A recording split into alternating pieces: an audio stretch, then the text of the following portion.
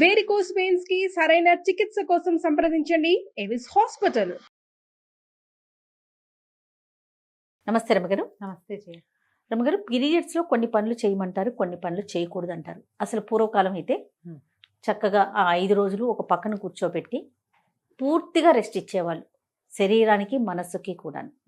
దానికి ప్రత్యేకించి ఒక ఆహారం కూడా తీసుకునేవాళ్ళు, అంటే సాత్విక ఆహారం తినాలి, అలాంటి నియమాలు కూడా ఉన్నాయి.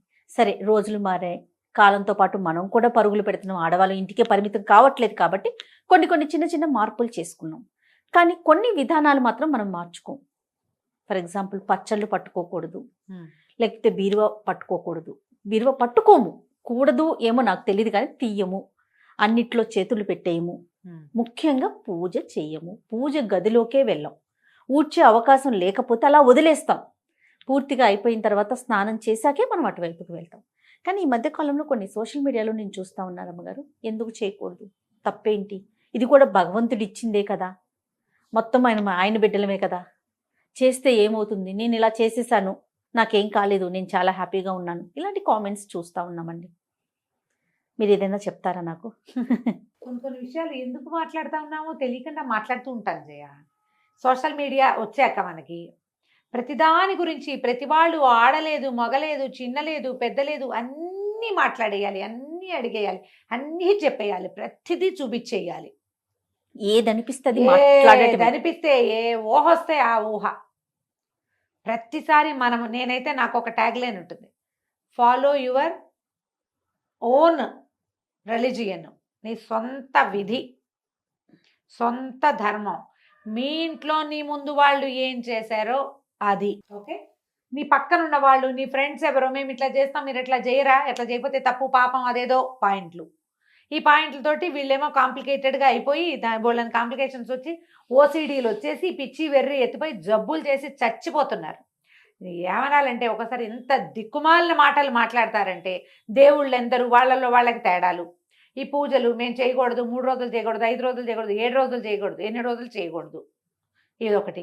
నేను 3వ రోజు ఇవాళ నేను గుళ్ళోకి వెళ్ళొచ్చా, నేను అక్కడికి వెళ్ళొచ్చా, సత్యనారాయణ వ్రతానికి నేను వెళ్ళకూడదని నీకు తెలుసు, నువ్వు అడుగుతావు. సోషల్ మీడియాలో అడగంగానే ఒక 5-6 పెద్దక్కయ్యలు ఎబ్బెబ్బే వెళ్ళకూడదండి అంటారు. కొంతమంది ఇంకొంతమంది చిన్నక్కయ్యలు ఎందుకు వెళ్ళకూడదండి, ఏమవుతుంది అంటారు. మీకు ఓన్ విల్లు లేదు, మొదట ఎవరికీ లేదు. సొంతంగా నేను ఏం చేయొచ్చు, ఏం చేయకూడదు అనే ఒక బుక్ లేదు మనకి.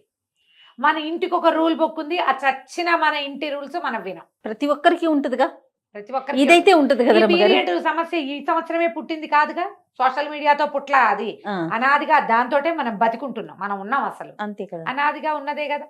ముందు నుంచి ఫాలో అయ్యే వాటిలో అమెండ్మెంట్లు చేరుతూ వస్తూనే ఉన్నాయా.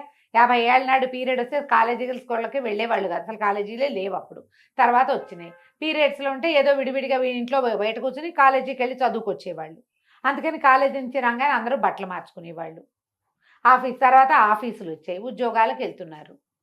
మధ్యలో డ్యాన్స్ అయ్యి, ఎగిరి దూకు, షటిల్ ఆడు, బ్యాడ్మింటన్ ఆడు, ఇది వాడుకో, దానివల్ల అది కూడా ఆడేయచ్చు, లాంటి యాడ్స్ కూడా చూసాం. అవును, ఇది కరెక్టా, అది కరెక్టా, పీరియడ్స్లో ఏం ప్యాడ్స్ వాడాలి అనేది విస్తృతమైన చర్చలు చేసాం అందరం, పిల్ల మేక ఎవరిని వదిలిపెట్టలా, పెద్దవాళ్ళు చిన్నవాళ్లతో సహా. అక్కడి నుంచి ఈ గోల. ఇప్పుడు పూజ ఎందుకు చేయకూడదు, నేను చేశాను, this is my first day, I'm doing పూజ లాంటి వ్యవహారాలు కూడా వచ్చినాయి. అమ్మ, 2 ప్రధానమైన విషయాలు మనం తెలుసుకోవాలి. మనం రోజువారీ క్రియల్లో మాట్లాడదాం. మొదట, నువ్వు స్నానం ఎప్పుడు చేస్తారు జనరల్గా అందరూ? ఉదయమో మధ్యాహ్నమో చేస్తాం, ఎలా కుదిరితే ఎట్లా. దాని తర్వాతే భోజనం చేస్తారు కదా. అన్నం తినగానే మీరు స్నానం చేస్తున్నారా? ఎవరైనా అన్నం తిని స్నానం చేయకూడదు, బేసిక్ రూల్ తెలుసు కదా. అవును, ఎందుకు?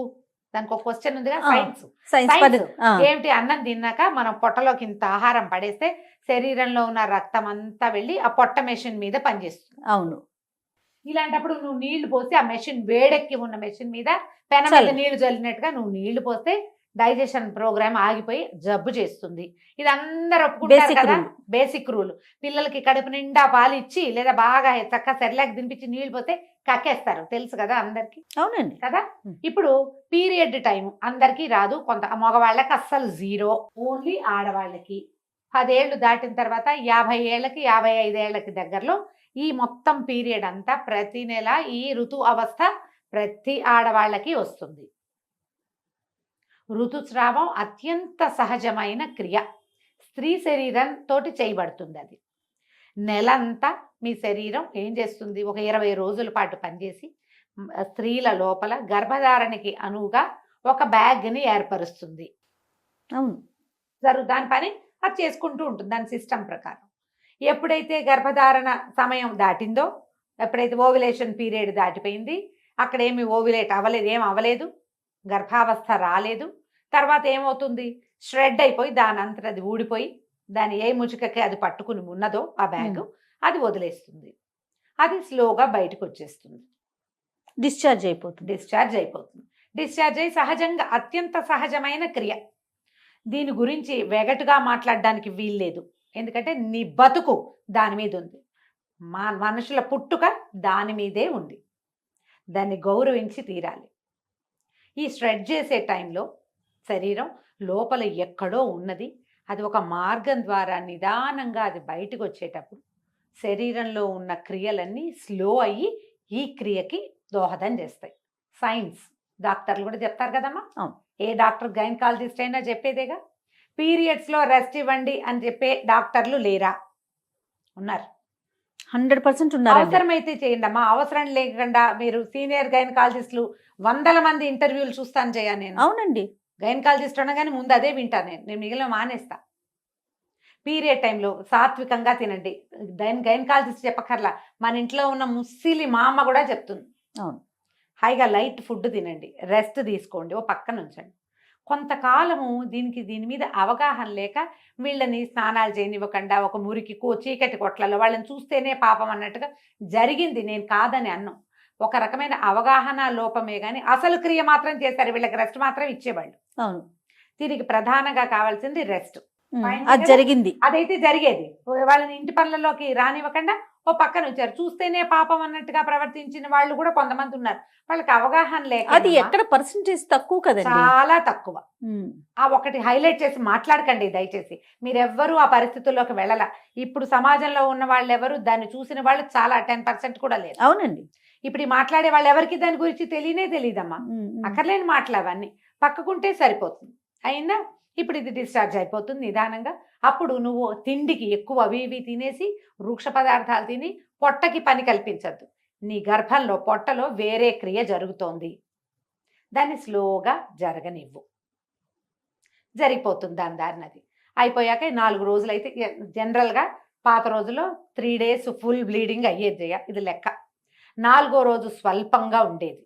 5వ రోజున మార్నింగ్ 5వసారి స్నానం చేస్తే 5th day మార్నింగ్ మీరు తల స్నానం చేస్తే మీరు పూజ చేసుకోవచ్చు, ఇది చేసుకోవచ్చు, అన్నీ చేసుకోవచ్చు అనే విధి ఎప్పుడు ఉండేదంటే, అప్పట్లో ఆడవాళ్ళు వంగి లేచి కూర్చుని నీళ్లు పట్టుకుని నీళ్లు తెచ్చుకుని కూర్చుని గొంతు కూర్చుని వంట చేసి బావిలోంచి నీళ్లు తోడుకుని చల్లటి నీళ్ళ స్నానం చేసి వాకిళ్ళూడ్చి బియ్యం దంచి ఇన్ని పనులు చేసేటప్పుడు ఈ 4 days ఖచ్చితంగా ఉండేది.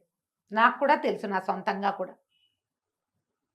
ఎప్పుడైతే మనం ఈ సుఖాలు అలవాటు పడే బాత్రూమ్కి వెళ్ళడానికి నడవము, మనము కింద కూర్చొని ఏ పని చేయము, ఏమి దంచము, తొడము, కడగము, ఊడము, చెరగము, ఏ పనులు లేవు. ఇప్పుడు పీరియడ్స్ పైకి కిందకి సహజంగా అయిపోతున్నాయి అందరికీ కూడా. ఇప్పటికీ కూడా 4th dayకి బ్లీడింగ్ పూర్తిగా ఆగిపోయే వాళ్ళు 50% ఉన్నారా లేదా? ఉంటారు ఖచ్చితంగా. అందుకే ప్రెగ్నెన్సీలు, నార్మల్ ప్రెగ్నెన్సీలు చాలా ఉన్నాయి కదా. ఉన్నాయి కదా. నార్మల్ ప్రెగ్నెన్సీ ఎవరికి వస్తుంది? పీరియడ్స్లో ఫ్లక్చుయేషన్స్ లేని వాళ్ళకి నార్మల్గా ప్రెగ్నెన్సీలు వచ్చేస్తాయి. ఏదో ఫ్లక్చుయేషన్ ఇబ్బంది ఉందంటే మీరు పని చేయకపోవటం వల్లే అని నేను అన్ను. రకరకాల ఎలిమెంట్స్ అయ్యి ఉంటాయి. అయినా ఇప్పుడు ఈ క్రియలో ఇది సహజమైనది, మీకు అందరికీ తెలుసు, నేను మళ్ళీ చెప్పాను. వేరే పూజ దగ్గరికి వద్దాం. వాట్ ఈజ్ పూజ? ఏంటమ్మా పూజ? భగవంతుడు నువ్వు 2 పూలు తెచ్చి ఊరికి ఇక్కడ పడేసి అలంకారం చేసుకోవటం కాదు. నీ పూజ చేస్తే మన శరీరంలో ఉన్నటువంటి బ్లడ్ పైకి వెళ్తుంది. చక్రాస్లో ఉన్న ఎనర్జీ పైనున్న సహస్రారంలో ఉన్నటువంటి శక్తిని చూడ్డానికి పైకి వెళ్తుంది. అది మనకి ఇప్పుడు పీరియడ్లో శక్తి అంతా ఎక్కడికి వెళ్తోంది? తిరోగమనంలో ఉంది, కిందకి వెళ్తోంది. ఈ కిందకెళ్ళే శక్తిని నువ్వు పట్టిలాగి పైకి తీసుకెళ్తానంటాం. ఏంటి గొప్ప అది? ఏంటమ్మా అది? ఎందుకు చేయాలి ఆ పని? పూజ అంటే నువ్వు పువ్వులు పెట్టడం, ఐఎమ్ డూయింగ్ పూజ, నాకు ఇంగ్లీష్లో 4 వాక్యాలే వచ్చమ్మా, అంతకంటే రావు, ఇవే వచ్చు. డూయింగ్ పూజ అంటే ఏమొచ్చు నీకు? ఏవో 2 పువ్వులు పెట్టి ఒక దీపారాధన చేసి ఒక అగరత్తులు వెలిగిస్తే అది పూజ ఏమైపోదు. ఇది ఊరికే క్రియ చేస్తున్నాం అంతే మనం. పూజ అంటే ఏదైనా చదవటం, ఏదైనా భగవంతుడికి ఆత్మ సమర్పణ చేయటం అమ్మా పూజ అంటే. అది క్రియ కాదు, ఉమ్, ఉమ్. క్రియ కాదు. ఈ పై క్రియ చేసి నేను పూజ చేశాను, పీరియడ్స్లో ఉన్నాను, నేను చేస్తున్నాను, నాకేమీ కాలేదు, మీకు కూడా ఏం కాదు, చెయ్యండి అంటే నువ్వు ఒకదానివి 2 పువ్వులు పెడతావు. నేను అట్లా పెట్టను, నా పూజ అది కాదు. నాకంటే పూజ అంటే ఇంకోటి ఉంది. నువ్వు చేసావని నేను చేయకపోయినా ఎవరో ఒక పిచ్చి మొహాలు 5-6 గట్టిగా అవి ఇవి చదువుకుని చేస్తే వాళ్ళ బ్లడ్ పైకి పంప్ అవుతానంటుంది, ఓ పక్కన బ్లడ్ ఫ్లో కిందకి వెళ్తుంది. ఎందుకు చేస్తారమ్మా ఈ పనులు? ఎందుకు చేయొద్దన్నారు? అసలు పీరియడ్లో ఈ పని వద్దు అని ఎందుకు చెప్పారంటే 2 పద్ధతులు.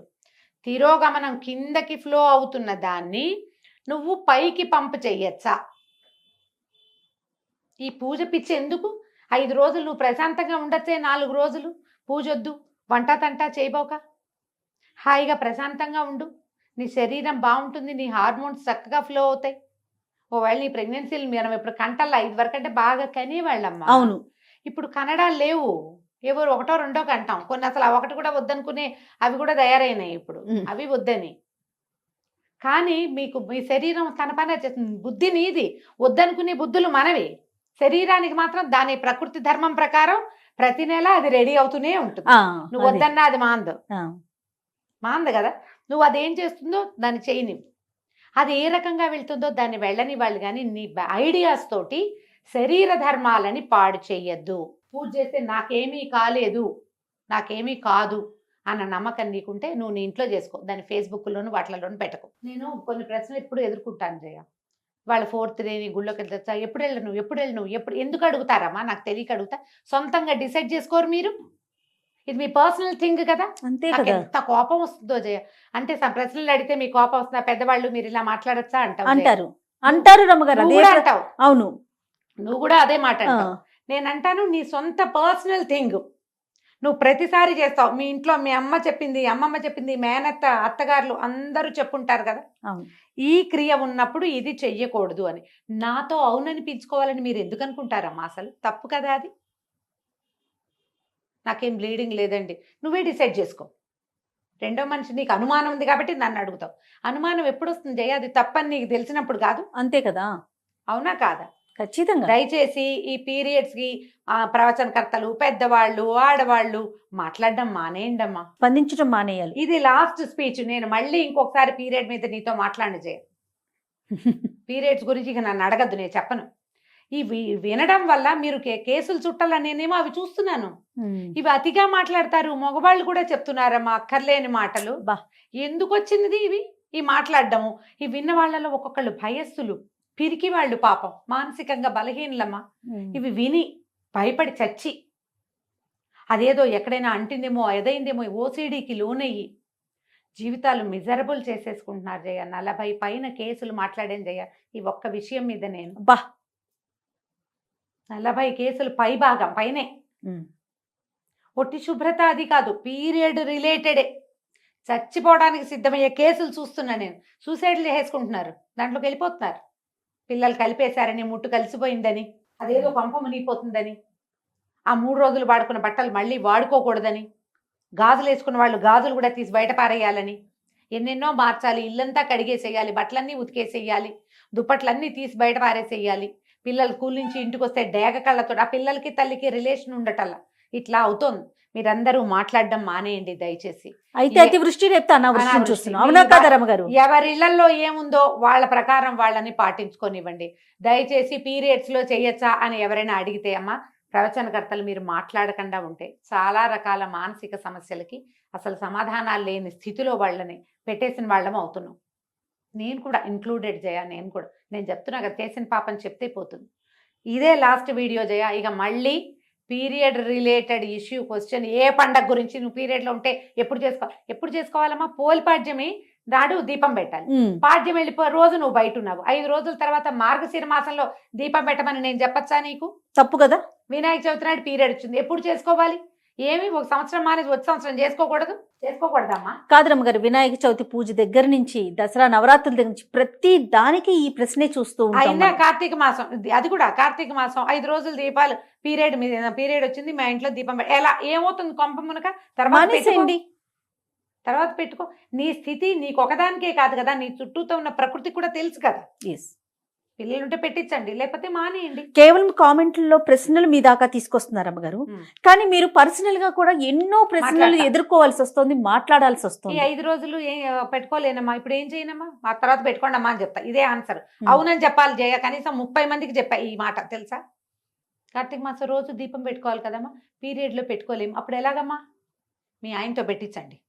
మొగుడు ఒప్పుకోకపోతే కొట్టుకు చేస్తారా మీ ఇద్దరు ఈ విషయం మీద? వదిలేయండి. ఈ పీరియడ్ ఇంత గోల్ చేస్తోందమ్మా, సహజమైన క్రియని ఎంత కాంప్లికేటెడ్ చేసేసుకుంటారు జయ. చిన్న పిల్లల ముందు, పెద్దవాళ్ళు మీరు అన్నట్లుగా అందరి ముందు మాట్లాడేయాల్సిన పరిస్థితి వచ్చేస్తుంది. అంటే అదేదో దాచేది కాదు, కానీ మాట్లాడుకోవాల్సిన అవసరం కూడా లేదు కదా. లేదు, మీ ఓన్ సిస్టమ్ ని ఫాలో అవ్వండి. ఎస్, కానీ స్ట్రిక్ట్ గా చెప్తున్నా నేను, పీరియడ్స్ సమయంలో చాలా అత్యవసరమైతే గానీ మీరు ప్రయాణాలు చేయొద్దు. సాధ్యమైనంత లైట్ ఫుడ్, సింపుల్ ఫుడ్ తీసుకోండి. సాధ్యమైనంత తక్కువ పని చేయండి. పూజ అని మీరు దేన్ని భావిస్తున్నారో, ఏదైతే మీలో ఆధ్యాత్మిక భావాల్ని పెంపొందిస్తుందో ఆ పని చెయ్యొద్దు. ఇట్స్ ఏ నో మీన్స్ నోయే. ఆధ్యాత్మిక భావాల పెంపొందించడం అంటే బ్లడ్ ఊర్ధ్వగామి అవుతుంది, రక్తం పైకి వెళ్తుంది, అది చేయకూడదు. శరీరాన్ని దాని పని దాన్ని చేసుకోనివ్వండి. రైట్. నమస్తే రమ్మగారు. నమస్తే జయ.